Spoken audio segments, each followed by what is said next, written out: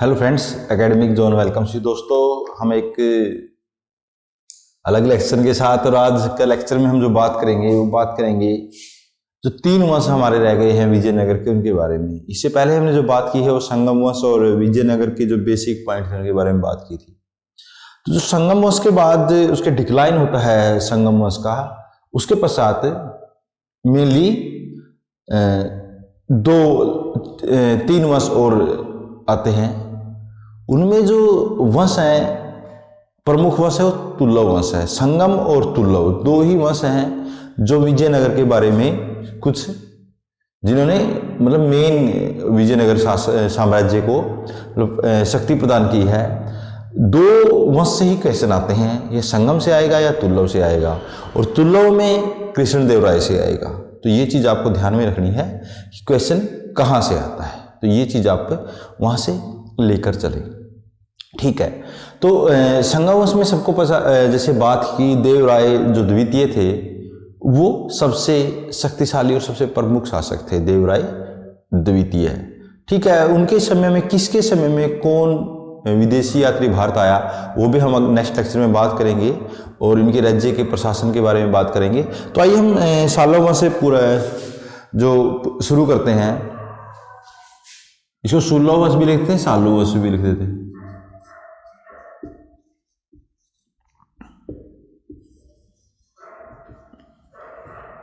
तो होता क्या है कि जो 1485 में 1485 में ईस्वी विरूपाक्ष जो द्वितीय हैं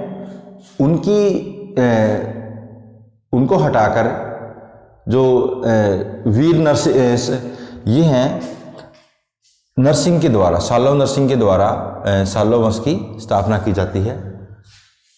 इसकी स्थापना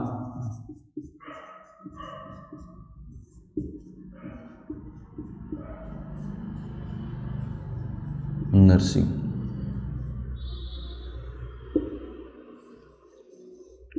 साल्व नरसिंह के द्वारा इस वंश की स्थापना की जाती है। ये विजयनगर का दूसरा वंश था।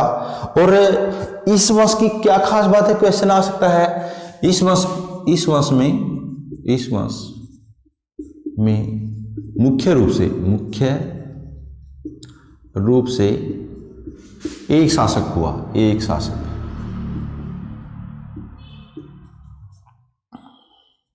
ही शासक हुआ, वो ये इसका जो संस्थापक है वही इसका शक्तिशाली शासक भी है और मतलब प्रमुख शासक भी उसी ने शासन किया। दूसरा जो कुछ समय के लिए इमाड़ी नरसिंह बनता है, उसका कुछ भी रोल नहीं है। ठीक है, अब इसमें होता क्या है, सबसे कम समय तक शासन करने वाला वंश है, सबसे कम समय तक शासन करने वाला वंश।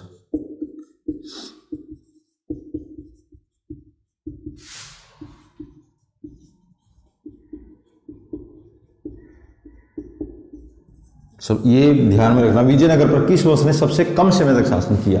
एक तो इनका ऑर्डर ध्यान रखना कि किसने किसके पश्चात शासन किया है, और एक किसने सबसे कम शासन किया है, वो किया है साल्व वंश ने।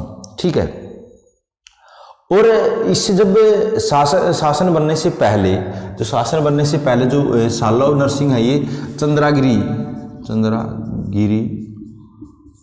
का नायक जो प्रांत था चंद्रागिरी, उसका नायक था। ये भी पूछ लेते हैं कई बार, चंद्रागिरी का नायक ये व्यक्ति था। अब इसमें क्या होता है कि इसने इसकी मृत्यु से पहले, अपनी मृत्यु से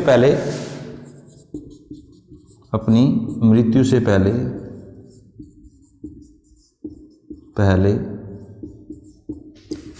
नरसा नायक को अपने अल्प आयु 2 पुत्र थे इसके, कहा संरक्षक घोषित किया, बनाया। ठीक है। इसकी क्या गया, इसको लग गया कि अब मेरी मृत्यु होने वाली है और मेरे जो पुत्र हैं वो भी छोटे हैं। तो नरसानायक को ये कि किसको सालव नरसिंह ने अपने पुत्रों का संरक्षक घोषित किया, वो किया नरसानायक को। अब नरसानायक को क्या संरक्षक बना दिया गया। अब क्या होता है कि अब नरसानायक बन गया शासक, मतलब उनका संरक्षक बन गया। अब क्या होता है कि नरसानायक और उसके सालव नरसिंह की मृत्यु के बाद इमाड़ी नरसिंह, जो इमाड़ी नरसिंह है, इमाड़ी नरसिंह, इमाड़ी नरसिंह कौन था, वो सालव नरसिंह का बेटा था। इमाड़ी नरसिंह गद्दी पर बैठता है, लेकिन जो नरसानायक का पुत्र है,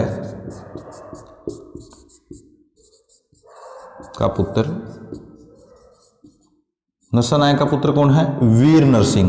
वीर नरसिंह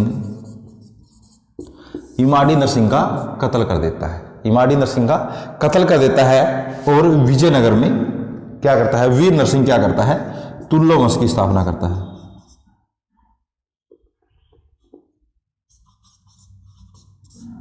वंश की स्थापना,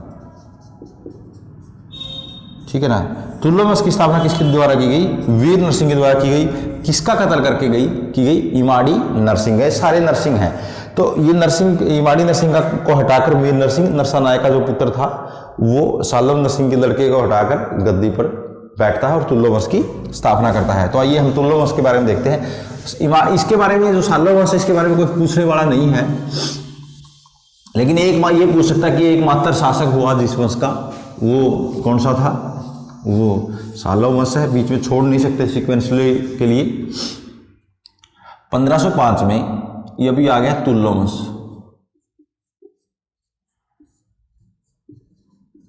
ठीक है, 1505 से लेकर, इसका ध्यान रखना कब से कब, 1505 से लेकर ये 1570 तक है।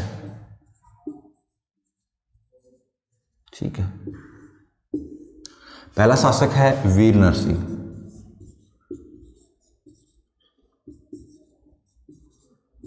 वीर नरसिंह है वो 1505 से लेकर 1509 तक है,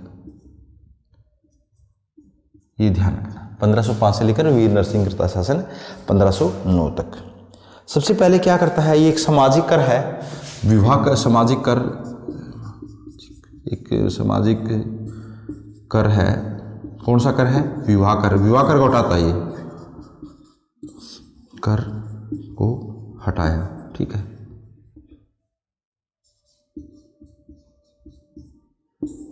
विवाह कर किसने हटाया, वो वीर नरसिंह ने हटाया। फिर इसके पश्चात ये पुर्तगालियों के साथ क्या करता है, पुर्तगालियों से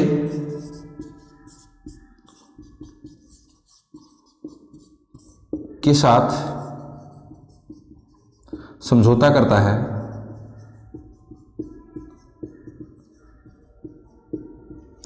जिसके अनुसार क्या था, जिसके अनुसार पुर्तगालियों द्वारा लाए पुर्तगालियों द्वारा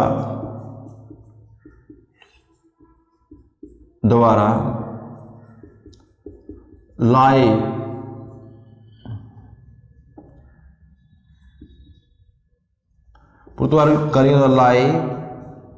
गए सभी घोड़े विजयनगर खरीदेगा। विजयनगर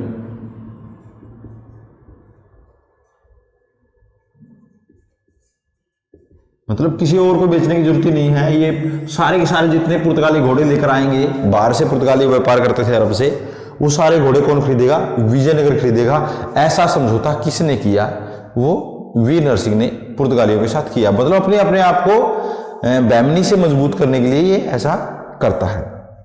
ठीक है, और उसने क्या किया, नुनीज है जो, इसमें नुनीज है जो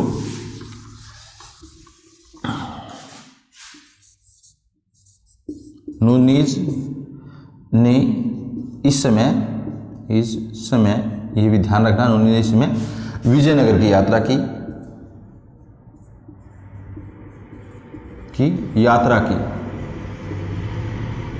ठीक है। और वीर नरसिंह को, वीर नरसिंह को धार्मिक राजा बताया।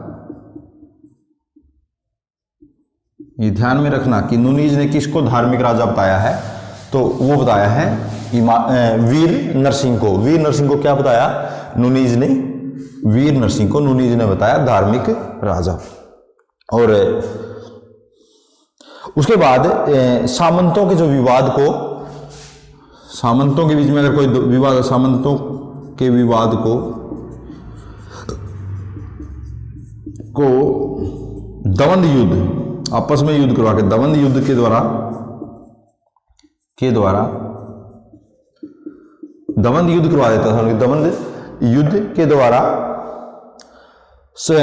उनका समाधान कराता था, उनका समाधान करवाता था। कौन सा शासक सामंतों के विवादों का दवंद युद्ध के द्वारा समाधान करवाता था, वो था वीर नरसिंह। ये ध्यान में रखना, इंपॉर्टेंट पॉइंट है। इसी तरह के एग्जाम में कई बार पूछ लिए जाते हैं, कौन सा विजयनगर का शासक दवंद युद्ध के द्वारा सामंतों की समस्याओं का, आपस में विवाद का समाधान करवाता था। वीर नरसिंह था। अब क्या होता है कि 1509 में इसके पश्चात 1509 में इसकी मृत्यु हो जाती है और इसका भाई, इसका छोटा भाई था कृष्णदेवराय गद्दी पर बैठता है।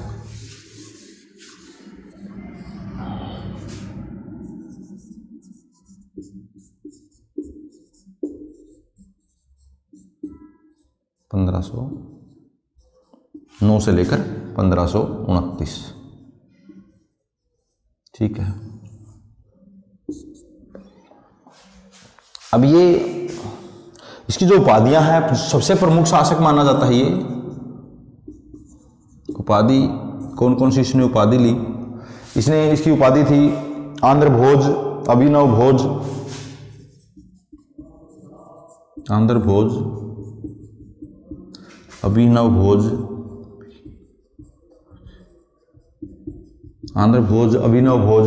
उसके पश्चात इसकी है यवनराज स्थापनाचार्य, यवनराज स्थापनाचार्य, यवनराज स्थापनाचार्य। और आंध्र पितामह, आंध्र पितामह,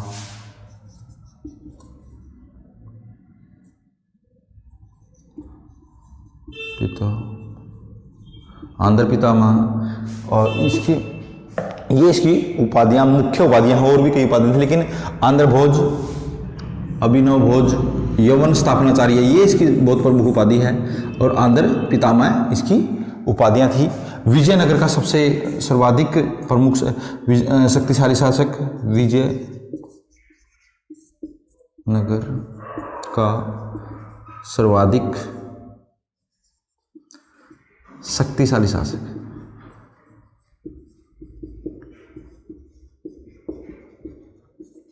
ठीक है ना। विजयनगर का सर्वाधिक शक्तिशाली शासक इसको माना जाता है। और इनके जो पिता का नाम है वो क्या हो गया? इनके पिता का नाम नरसा नायक, नरसा, पिता कौन हो गए? नरसा नायक। माता का जो नाम है वो है नंगला। जिनकी याद में इसने क्या किया? जिनकी याद में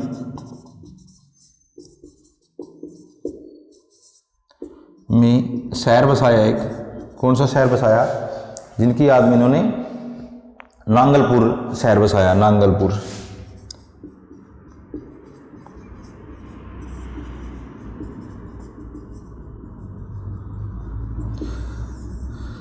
नांगलपुर जो शहर था वो किसकी याद में बसाया गया? वो बसाया गया जो इसने किसकी याद में बसाया? वो अपनी माता की याद में बसाया। किसने? कृष्णदेवराय ने। ये चीज़ ध्यान में रखना, जो नांगलपुर इसने शहर बसाया किसकी याद में बसाया गया? वो बसाया गया अपनी माँ नंगला की याद में बसाया गया।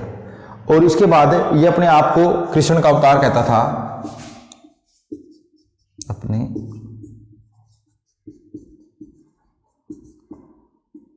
को को अपने आप को कृष्ण का अवतार मानता था, का अवतार।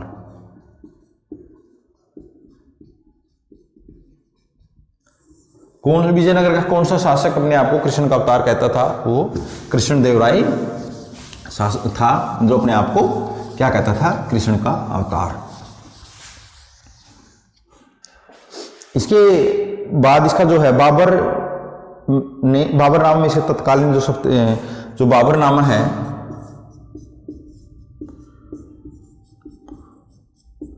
में जिक्र मिलता है कि उस समय भारत के 7 राज्यों में सबसे शक्तिशाली शासक कृष्णदेवराय थे।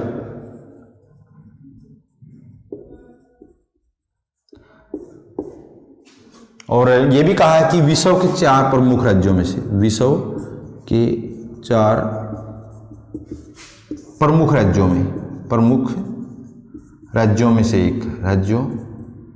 में से एक, ठीक है। ये बाबर जिक्र करता है। बाबर कहता है कि जिस समय में भारत आया, बाबर क्या लिखता है? बाबर लिखता है कि जिस समय मैं भारत आया उस समय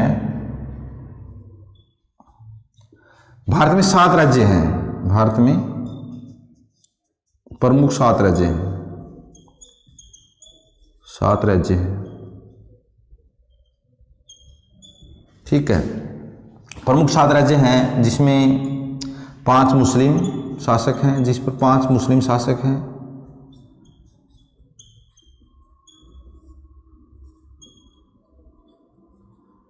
ठीक है, और 2 हिंदू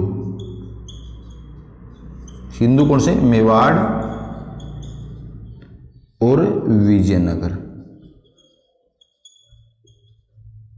मेवाड़ और विजयनगर 2 प्रमुख हिंदू राज्य हैं। और बाबर कहता है कि इन सभी में जो विजयनगर का शासक है वो सबसे शक्तिशाली है। ये चीज आपने ध्यान रखनी है, ठीक है। और अब इसके अगला जो पॉइंट है, सबसे मेन शासक है, बहुत बार इसके बारे में क्वेश्चन पूछा जाता है कृष्णदेवराय के बारे में। इसकी जो विजय है, इसलिए जिसके विजय हैं जो प्रमुख हैं, विजयों के बारे में क्वेश्चन आता है। इसने कौन सी विजय हासिल की? इसने उड़ीसा के जो गजपति नरेश हैं प्रताप रुद्र को हराकर एक बड़े उड़ीसा के शासक प्रताप रुद्र देव को हराया,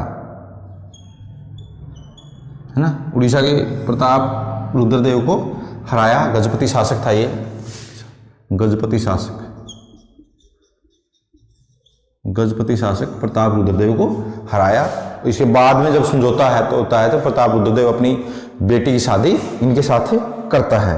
वेंगी राज्य पर अधिकार किया,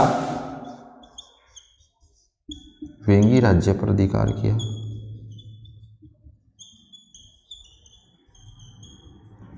वेंगी राज्य पर किस विजयनगर के शासक ने अधिकार किया? वो किया कृष्णदेवराय ने। उसके बाद इसने पोतनूर में विजय स्तंभ स्थापित किया। क्या, कहां पर? पोतनूर में विजय स्तंभ स्थापित किया,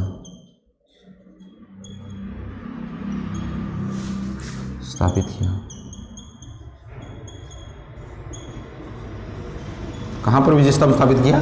पोतनूर में विजय स्तंभ इसने स्थापित किया। उसके बाद प्रताप रुद्रदेव पर विजय के उपलक्ष्य में सिंहासन मंच, जो प्रताप रुद्रदेव है ये उड़ीसा वाला, इसके विजय के उपलक्ष्य में इनकी विजय के उपलक्ष्य में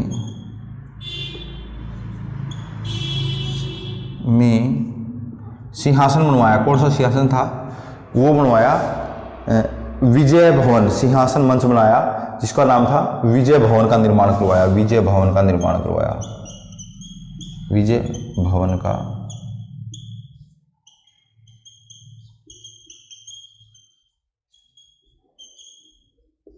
भवन का निर्माण किस उपलक्ष्य में करवाया गया? जब प्रताप रुद्रदेव पर विजय हासिल की गई तो विजय भवन का निर्माण इसके द्वारा करवाया गया।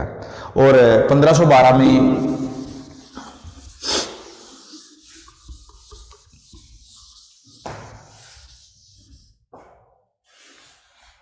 1512 AD रायचूर के क्षेत्र पर अधिकार किया।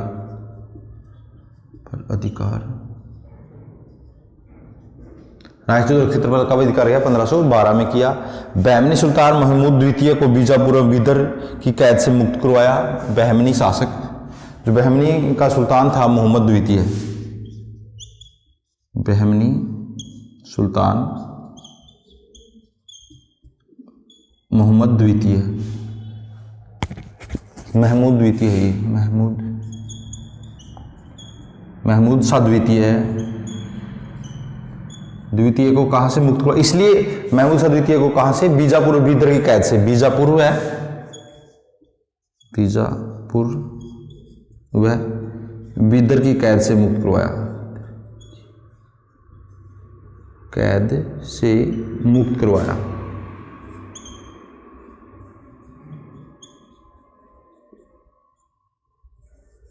किस शासक को? बहमनी के किस शासक को कृष्णदेव राय ने बीजापुर और बीदर की कैद से मुक्त करवाया? महमूद शाह द्वितीय को इनसे मुक्त करवाया।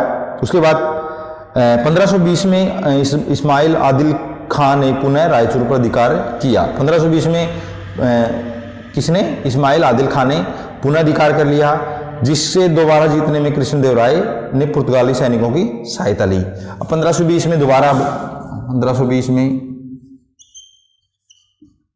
आदिल खान, इस्माइल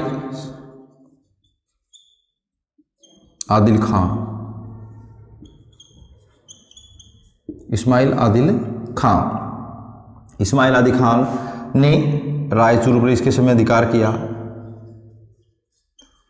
पर अधिकार जिसे जीतने के लिए कृष्णदेव राय ने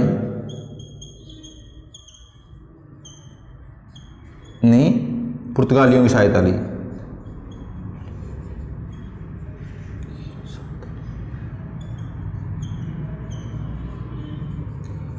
कहने का मतलब क्या है कि जो 1520 में जब इस्माइल आदिल खान ने रायचूर को जीत लिया, उसको दोबारा जीतने के लिए कृष्णदेव राय ने पुर्तगालियों की सहायता ली। और कृष्णदेव राय के कहने पर ही पुर्तगालियों ने 1510 में गुजरात से क्या किया था? इन्होंने बीजापुर से गोवा छीना था। गोवा पर अधिकार किसका? पुर्तगालियों का।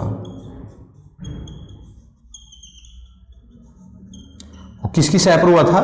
कृष्णदेव राय की सहाय पर ही वो अधिकार किया गया था। और ये मतलब पुर्तगालियों के और कृष्णदेव राय के बहुत ही मैत्रीपूर्ण संबंध थे। ये चीज आपको ध्यान में रखना है।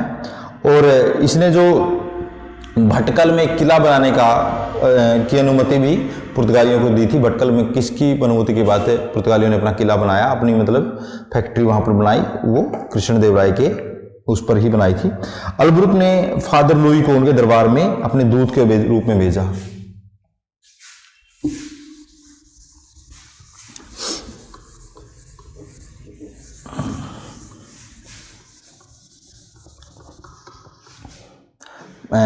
फादर लुई है जो लुई पुर्तगालियों के दूत के रूप में आया कि दूत के रूप में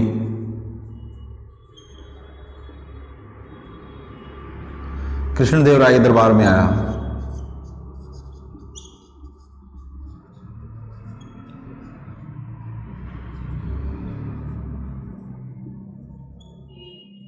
किसने भेजा था? अलबुरक ने, अलबुरक ने भेजा था इसको, ठीक है ना। अलबुरक ने इसको भेजा था फादर लुई को, ये चीज़ आपने ध्यान में रखना। इसके पश्चात पुर्तगालियों को भटकल में अलबुरक ने के कहने पर ही भटकल में इनको फैक्ट्री लगाने की वो मिली। इसके बाद अन्य, अगर हम कृष्णदेवराय के बारे में अन्य कुछ तथ्यों पर बात करें, वो ये हैं, कृष्णदेवराय है संस्कृत व तमिल का विद्वान था, तमिल का विद्वान, ठीक है। तमिल, संस्कृत व तमिल का विद्वान था। उसके दरबार में तेलुगु के 8 विद्वान रहते थे, जिसे अष्टदिग्गज का तेलुगु, इनके दरबार में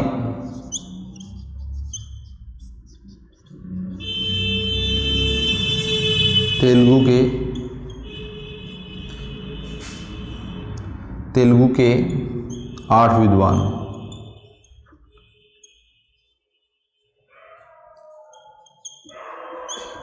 ये आता है बहुत बार। किसके दरबार में तेलुगु के 8 विद्वान रहते थे? वो इनके दरबार में रहते थे, जिन्हें क्या कहा जाता था? अष्टदिग्गज।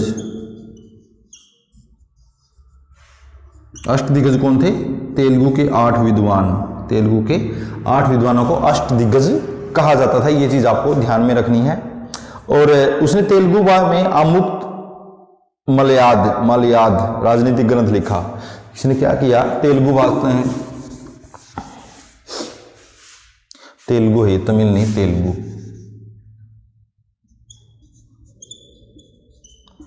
इसने तेलुगु में कौन सी ग्रंथ लिखा? अमुक्त मलयाद, ठीक है, जो एक राजनीतिक ग्रंथ, ये राजनीतिक ग्रंथ लिखा अमुक्त मलयाद। ये बहुत बार पूछा जाता है, अमुक्त मलयाद किसकी रचना है, किस भाषा में? तेलुगु में है और कृष्णदेवराय ने लिखा, जो कि एक राजनीतिक ग्रंथ है। ये चीज़ आपने ध्यान में रखनी है। इसके बारे में 3 क्वेश्चन आते हैं कि किसने लिखा, किस भाषा में लिखा और इस ग्रंथ का नेचर क्या है, विषय वस्तु क्या है। उसके बाद इसने संस्कृत में एक जाम्बवती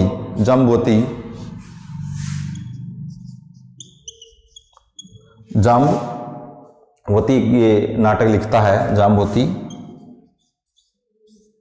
नाटक लिखा, ये नाटक है जाम्बवती, संस्कृत में है लिखा, ठीक है ना। जाम्बवती नाटक लिखा, किसने लिखा? कृष्णदेवराय ने संस्कृत भाषा में लिखा। जाम्बवती कल्याणम इसको लिखते हैं, जाम्बवती कल्याणम नाटक इसने लिखा, ठीक है। इसके बाद इसने, और इसका प्रमुख क्या आता है जो एग्जाम में पूछा जाता है, वो है उसके दरबार में भवन विजय। इसका जो दरबार था, उसका दरबार, इसका जो दरबार है, उसका दरबार कृष्णदेवराय का भुवन विजय के नाम से जाना जाता था।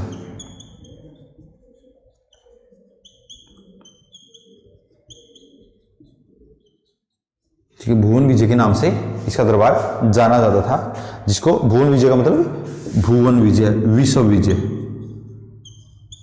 का मतलब होता है विश्व विजय। ये चीज आप ध्यान में रखना कि भुवन विजय है वो विश्व विजय के नाम से विख्यात था। इसने हजारा मंदिर व विठल स्वामी का मंदिर बनाया। हजारा मंदिर बनाया इसने, एक तो हजारा मंदिर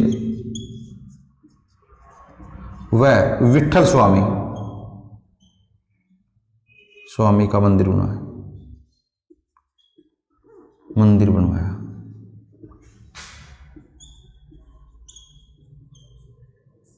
हजारा मंदिर व विठल स्वामी का मंदिर इसके द्वारा बनवाया गया। ये चीज ध्यान में रखना, ये दोनों क्वेश्चन बहुत बार पूछे गए हैं कि किसने हजारा मंदिर और विठल स्वामी का मंदिर बनवाया। नीलकंठ शास्त्री के अनुसार चिदंबरम मंदिर का निर्माण कृष्णदेवराय के द्वारा करवाया गया। नीलकंठ शास्त्री क्या कहता है कि जो चिदंबरम मंदिर है उसका निर्माण भी इसके द्वारा करवाया गया।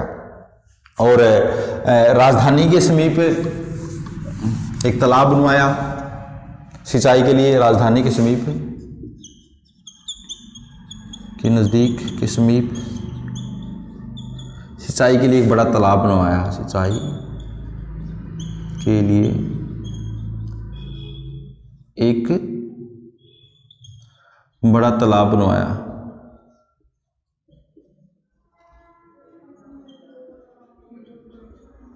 ठीक है, सिंचाई के लिए राजधानी के नजदीक एक बड़ा तालाब किसके द्वारा बनवाया गया? वो बनवाया गया कृष्णदेवराय के द्वारा। उसके बाद जिससे इसको 20,000 प्रदोष की जो राजस्व, जिससे 20,000 प्रदोष की राजस्व में वृद्धि हुई,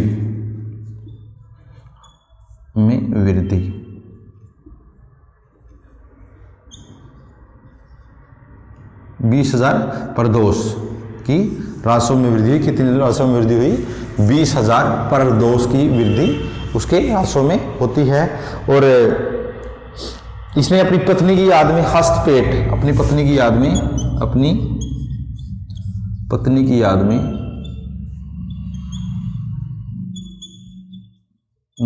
हस्तपेट नगर बसाया।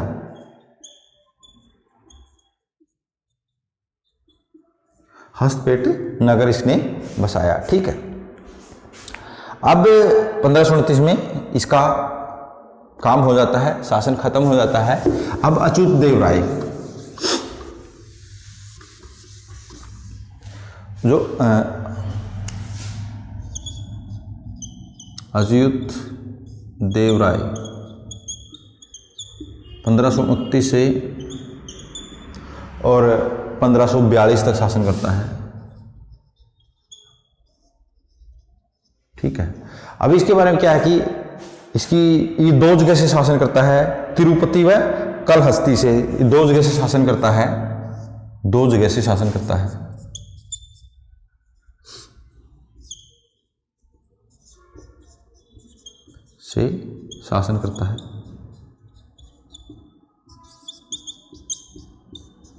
अपने विरोधियों से बचने के लिए। एक तो तिरुपति और दूसरी है कलहस्ती, दूसरा है कलहस्ती। कहाँ से करता है? तिरुपति व कलहस्ती से शासन करता है। अपने विरोधियों से बचने के लिए ऐसा करता है। 2 स्थानों पर इसका अपना राज्याभिषेक होता है, 2 स्थानों पर राज्याभिषेक। किस शासक का 2 स्थानों पर राज्याभिषेक?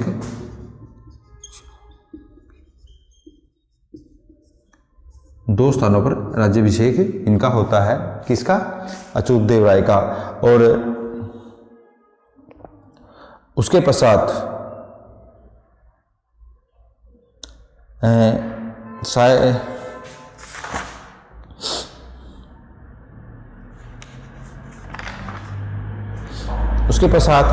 राम राय, जिसका हम शायद जो राम राय है इसका विरोधी था। राम राय इसका विरोधी था।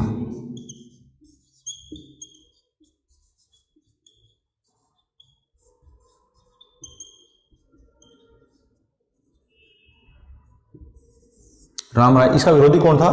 राम राय, जिसके कारण ही विजय जो तुल्लो वंश उसका पतन होता है। और सॉरी, हम शायद नुनीज को पहले ही बोल गए कि वो किसके समय में भारत आया था। वो गलत बोल गए हम कि वीर नरसिंह के समय भारत आया है। नहीं, वो इसके समय में भारत आया है। नुनीज, सॉरी, वीर नरसिंह के समय भारत नहीं आया। लिख देते हैं इसको, कोई होगा वो हो गया था, मिस्टेकली बोला गया। वीर नरसिंह के समय नुनीज भारत नहीं आया। उसको तो बस उसने वो बोला है, नुनीज भारत नहीं आया। ठीक है ना, सॉरी, इसके समय में भारत आता है। इसके समय में अच्युतदेव राय के समय में भारत आया। नुनीज इसके समय में नुनीज भारत आया। जो नुनीज था वो एक घोड़ों का व्यापारी था। घोड़ों का व्यापारी नुनीज है जो, वो घोड़ों का व्यापारी था। ठीक है, ये ध्यान रखना कि नुनीज था जो, वो कौन था? वो एक घोड़ों का व्यापारी था। और इसने जो नियुक्ति करता है, ये महामंडलेश्वरों की नियुक्ति करता है, ये महामंडलेश्वरों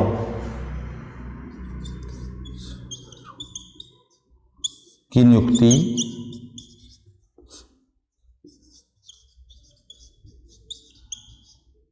करता है। महामंडलेश्वरों की नियुक्ति किसके द्वारा की गई? वो अच्युत देव राय के द्वारा महामंडलेश्वरों की नियुक्ति की जाती है। विजयनगर में महामंडलेश्वरों की नियुक्ति किसके द्वारा की गई? वो की गई इनके द्वारा, अच्युत देव राय के। अब अगला जो शासक बनता है सदाशिव बनता है, सदाशिव राय बनता है।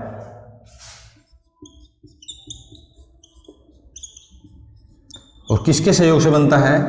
1542 से लेकर 1570 राम राय के सहयोग से, राम राय के सहयोग से। अब ये राम राय के सहयोग से तो बन जाता है, सारी शक्तियां राम राय के हाथ में, सारी शक्तियां कहाँ थी? राम राय के हाथ में,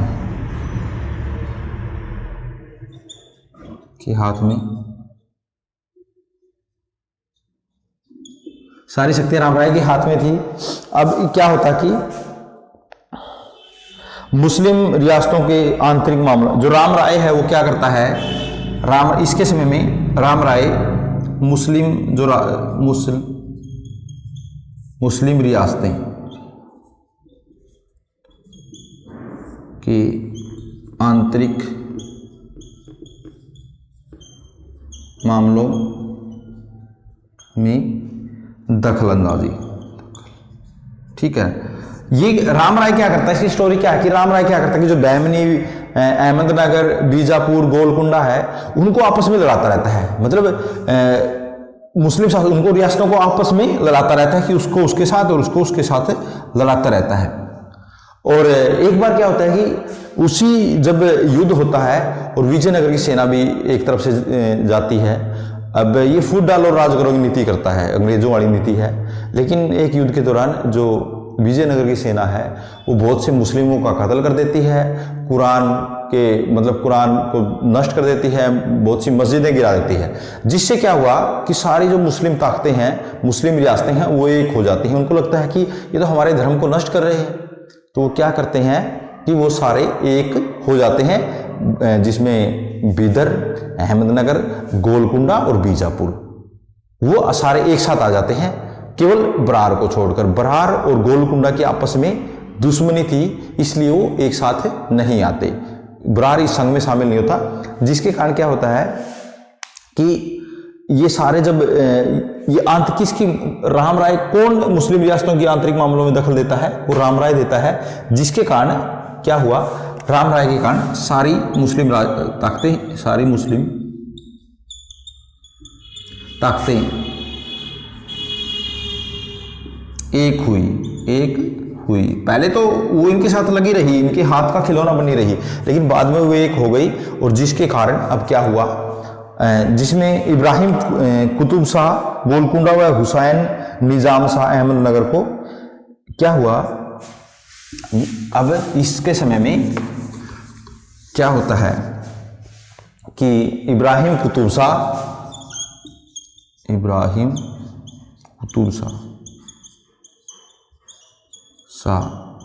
गोलकुंडा, ये गोलकुंडा का था। और एक व्यक्ति और था हुसैन निजाम शाह, ये अहमदनगर का था।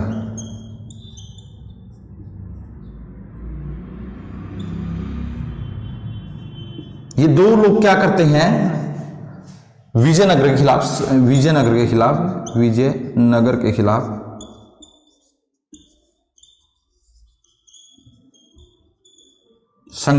मुस्लिम संघ बनाते हैं,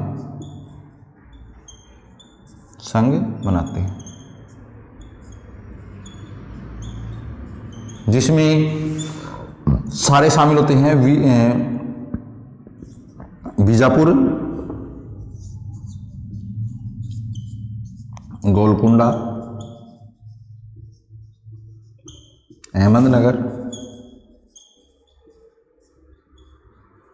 ठीक, बीजापुर, गोलकुंडा, अहमदनगर, बिदर, ठीक है ना। केवल बरार शामिल नहीं होता, केवल बरार, ये क्वेश्चन बहुत बार आता है। केवल कौन सी मुस्लिम रियासत विजयनगर के खिलाफ शामिल नहीं हुआ, संघ में शामिल नहीं थी, बरार शामिल नहीं था, केवल बरार शामिल नहीं था। क्यों नहीं था? क्योंकि गोलकुंडा के साथ उसकी बनती नहीं थी, गोलकुंडा के साथ विरोध के कारण, विरोध के कारण।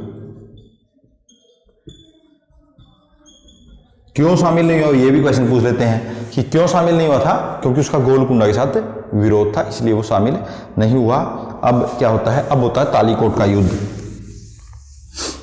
ये होता है तालीकोट का युद्ध। तालीकोट का जो युद्ध है ये बहुत इंडियन हिस्ट्री में प्रमुख है। तालीकोट का युद्ध, इसके कई नाम हैं। ये 1565 में हुआ। तालीकोट का युद्ध 1565 एडी में हुआ, जिसे राक्षस तिगड़ी का युद्ध कहते हैं। राक्षसी तिगड़ी,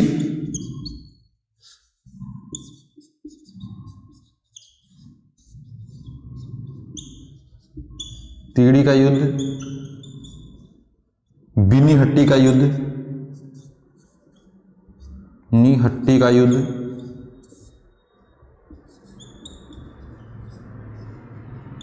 ये राक्षस तिगड़ी का युद्ध, बिनीहट्टी का युद्ध, तालीकोट का युद्ध, इसके अलग अलग इसमें नाम है।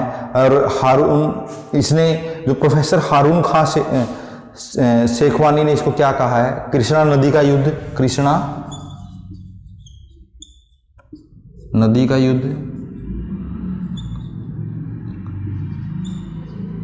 एक युद्ध के कितने नाम हैं? 4 नाम हैं, ये कृष्णा नदी का युद्ध। और उसके बाद क्या हुआ? विजयनगर पराजित हुआ और विठल क्या हुआ? विजयनगर, इसमें विजयनगर पराजित, विठल स्वामी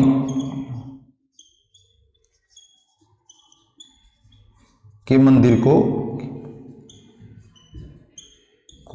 आग लगा दी गई, आग लगा दी गई, मतलब पूरी तसल्ली कर दी गई, पूरी तसल्ली कर दी गई कि दोबारा ये ना उभरे, जिसके कारण। और इस युद्ध के तुरंत बाद सीजर फ्रेडरिक 1567 में विजयनगर की यात्रा पर आया। सीजर फ्रेडरिक विजयनगर की यात्रा पर आता है और इसके पश्चात ये अरविडू वंश बनता है।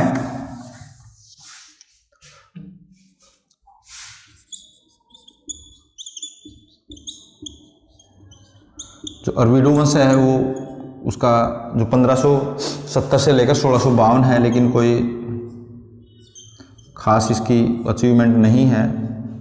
ठीक है, अरविडू वंश की क्या है? संस्थापक तिरुमल था।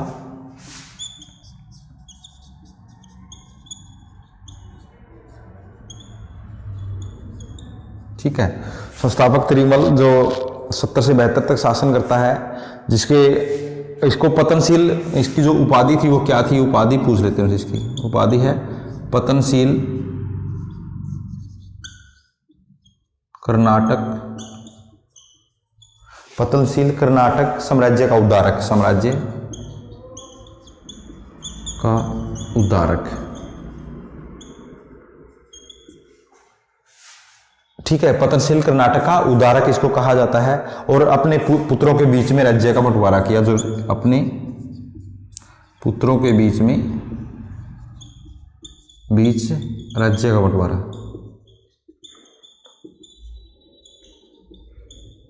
जिसके पतन का कारण बना। और इसका जो लास्ट शासक होता है वेंकट द्वितीय, इसका अरविडू वंश का वेंकट द्वितीय अगला शासक बनता है। अब यहाँ से इसके पास, इसके वजह से इसके यहाँ तक ये पतनशील कर्नाटक का उद्धारक तक क्वेश्चन आए हैं अभी तक। तो ये हमारे विजयनगर था, विजयनगर के शासक थे। और एक लेक्चर और बनेगा जिसमें विजयनगर का प्रशासन, विजयनगर की आर्थिक, धार्मिक, सांस्कृतिक कल्चर जितना भी है वो सारा हम उसमें इकट्ठा करेंगे। तो थैंक यू।